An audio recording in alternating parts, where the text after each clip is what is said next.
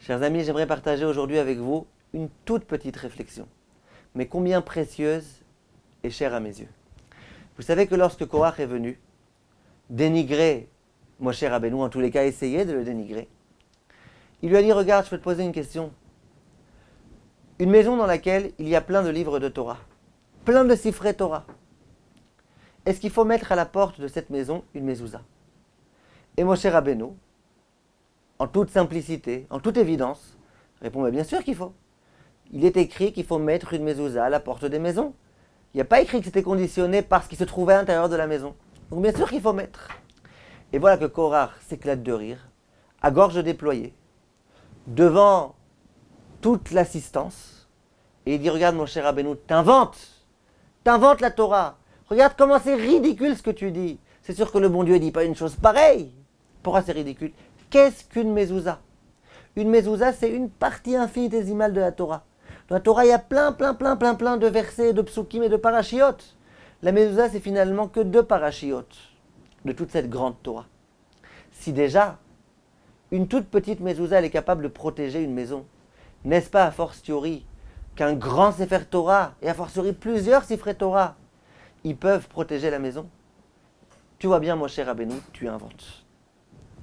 Bien évidemment, nous on sait que c'est Moshe Rabbeinu qui a eu raison. Mais ce serait intéressant d'essayer de comprendre quel est ici l'objet de la discussion. A priori, Korach, il a raison. Korach, il dit, je comprends pas. Un Sefer Torah, c'est plus kadosh qu'une mezouza. Regardez par exemple, un Sefer Torah rentre dans une synagogue, qu'est-ce qui se passe? Tout le monde se lève. Dans n'importe quel endroit, il y a un Sefer Torah qui arrive, on doit se lever. Vous avez déjà vu que quelqu'un se lève devant une mezouza? Non. Le Sefer Torah, il est beaucoup plus sain qu'une mezouza. Imaginez qu'il y a un parchemin que j'ai acheté en le destinant pour écrire dessus des mezouzot. Et que demain j'ai envie d'écrire avec un Sefer Torah, j'ai le droit. Parce qu'on a le droit d'écrire quelque chose de plus sacré sur quelque chose qui était prévu pour être moins sacré. Mais dans le sens inverse, imaginez que j'ai des parchemins qui étaient destinés à écrire dessus des Sifrei Torah. Demain je change d'habit, je vais écrire dessus des mezouzot. C'est interdit. Parce que la mezouza, elle est moins gdosha que le Sefer Torah. Alors a priori, il a raison, Korach. Korach, il dit, regarde, à la porte de ta maison, à la porte, au lieu de mettre une petite mezouza, mets un grand Sefer Torah. Au lieu de mettre des vis, tu mets des jumbo comme ça, tu l'enfonces très très fort, tu la cloues très bien. Et puis voilà, le Sefer Torah, bien sûr, qui va pouvoir protéger la maison, a fortiori, de la halakha de la mezouza. Et Moshe, il dit que non. Quel est ici l'objet de la discussion? Eh bien en fait, à mon avis, l'idée est très claire, très simple, très belle. Le Sefer Torah, c'est vrai qu'il est beaucoup plus grand que la mezouza. Simplement, il y a des situations dans lesquelles on n'a pas besoin du Sefer Torah, on a besoin de la mezouza. Il y a des cas dans lesquels le Sefer Torah ne sera pas capable de jouer le rôle de quelqu'un qui est inférieur à lui. Quand il faut une mezouza, c'est la mezouza qu'il faut. Si tu mets un Sefer Torah à la place d'une mezouza, tu t'es pas acquitté. Ah, mais le Sefer Torah, il est plus grand. C'est vrai qu'il est plus grand. Mais à la porte de ta maison, il faut mettre une mezouza et pas un Sefer Torah. Ça veut dire que la mezouza, elle va être capable de jouer un rôle que le Sefer Torah ne pourra pas jouer.